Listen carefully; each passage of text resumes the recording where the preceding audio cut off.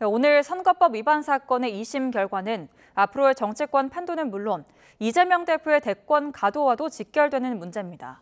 무거운 유죄냐, 가벼운 유죄 또는 무죄냐에 따라서 만약 조기 대선이 치러진다면 대권 주자로서의 입지가 확연하게 갈릴 것으로 보입니다. 정인용 기자입니다. 공직선거법 위반 사건 1심에서 피선거권 박탈령을 선고받은 이재명 대표는 관련 혐의를 모두 부인하고 있습니다. 대장동 개발 실무자를 모른다고 한 건 기억의 한계인데다 골프를 치지 않았다고 거짓말을 했다는 것도 1심 재판부의 확대 해석 때문이고 백현동 부지 용도 변경을 두고 국토부로부터 협박받았다는 발언은 표현이 과했을 뿐 죄라고 보기 어렵다는 겁니다. 오늘의 이 장면도 대한민국 현대사의 한 장면이 될 것입니다. 현실의 법정은 아직 2번 더 남아있고 민심과 역사의 법정은 영원합니다. 2심에서도 1심처럼 출마가 제한되는 형량이 유지될 경우 이 대표는 정치적으로 치명타를 입게 될 거란 전망입니다.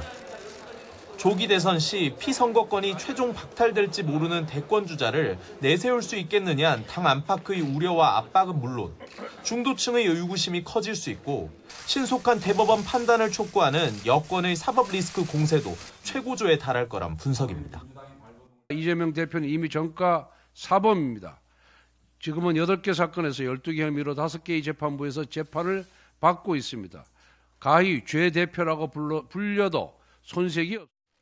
물론 대법원 결론이 조기 대선이 열릴 시점까지 나오지 않을 가능성이 큰 만큼 민주당이 오히려 더 결집할 거란 관측도 배제할 수 없습니다.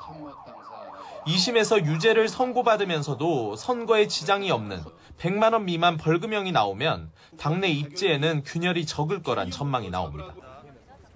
이 대표가 조기 대선 본선에 오를 경우 대법원이 섣불리 결론을 내리기 부담스러울 거란 예측이 나오는 동시에 대통령 당선 시 재판 유지설도 덩달아 동력을 잃을 거란 시각입니다. 소는 기소를 말하고 추는 소송 수행을 말하는 것이어서 어쨌든 정지된다는 게 다수설이죠. 제가 이런 얘기 하고 싶지 않은데.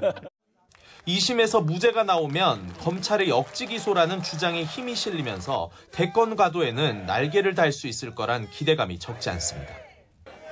결국 이 대표 입장에서 변수를 줄이기 위해선 조기 대선 여부와 시점이 맞물려 있는 윤 대통령 탄핵 심판 선고, 특히 파면 결정이 되도록 일찍 나오는 게 무엇보다 유리합니다.